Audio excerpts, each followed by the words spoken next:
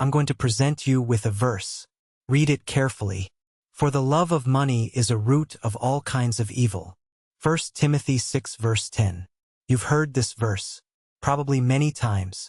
Now tell me, what do you understand when you read this?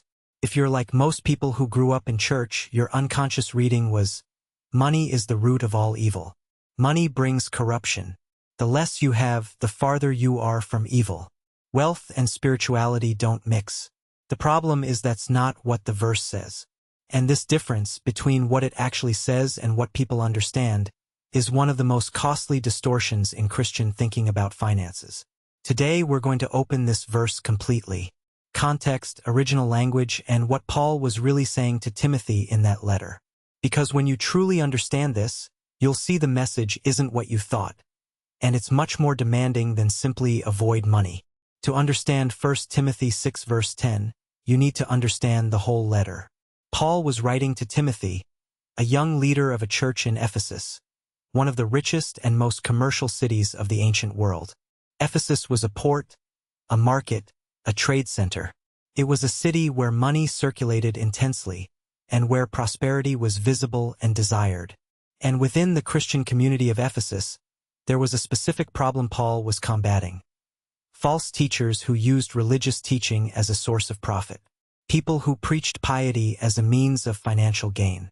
Who taught what people wanted to hear in exchange for donations, position, influence. Verse 6 before the famous verse 10 says, "Godliness with contentment is great gain."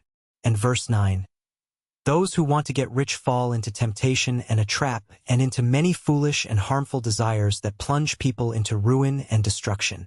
Paul isn't talking about money in general.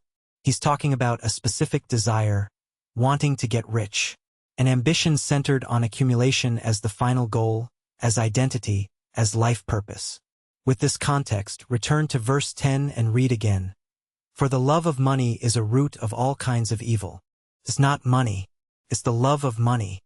In Greek, the word is philargyria, literally love of silver, an affection, a loyalty, a deep emotional attachment to accumulation. Let's enter the original language for a moment. Paul uses the word philargyria, which comes from philos, love, affection, attachment, and argyros, silver, money. It's not simply having money. It's loving money in the sense of affective loyalty, the same word that describes love for a friend or family member. And what does Paul say about this philargyria? He says it's a root, rhiza in Greek. Root, not flower, not fruit, but root. Root is what stays underground, invisible, but sustains everything that grows above. The love of money is a root. It's not the visible sin, it's what feeds visible sins. The lie someone tells to earn more. The betrayal of a partner in pursuit of profit. The abandonment of family for more work hours. The corruption of a public official. The exploitation of workers by an employer. All of this has, underneath, a root. The love of money more than the other, than principle or than God. Paul isn't saying that money itself is evil. He's saying that the love of money produces a root that feeds every kind of moral and spiritual deviation. This is a much more specific statement, and much more demanding, than simply money is bad. Now comes the part that makes people most uncomfortable, and that is rarely preached alongside this verse. The second part of verse 10 says, "And some people, eager for money, have wandered from the faith and pierced themselves with many griefs." Paul is talking about people who wandered from the faith, not people who never had faith, people who had it, and who, through the love of money, were gradually moving away. How does this happen? Not all at once. Not in a dramatic decision of, "I'll abandon my faith for money."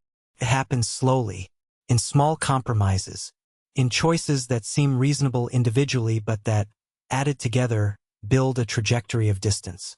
A small lie to close a deal. A tax evasion that everyone does. A work priority that slowly replaces worship, family, values. An ambition for growth that gradually pushes God to a smaller and smaller corner of life. And Paul says, "Whoever allows the love of money to grow without control pierces themselves with many griefs." Griefs, not just spiritual consequences, real human consequences. destroyed relationships, compromised health, lost peace. The cruel irony is that the pursuit of financial security at any cost often produces the deepest life insecurity. But here's what needs to be said with equal force, so the verse is understood completely. Paul isn't condemning having money. He himself, in another letter, instructs that the rich should be rich in good works and generous, not that they should get rid of everything. 1 Timothy 6 verses 17 to 18. And Paul himself lived a life of economic contrasts. Philippians 4 verse 12. I have learned to be content whatever the circumstances. I know what it is to be in need, and I know what it is to have plenty. I have learned the secret of being content in any and every situation, whether well-fed or hungry, whether living in plenty or in want. Paul knew both sides, and on both sides he maintained the same posture, contentment. Not passive resignation, active, learned, cultivated contentment. The antidote to the love of money isn't poverty. It's contentment.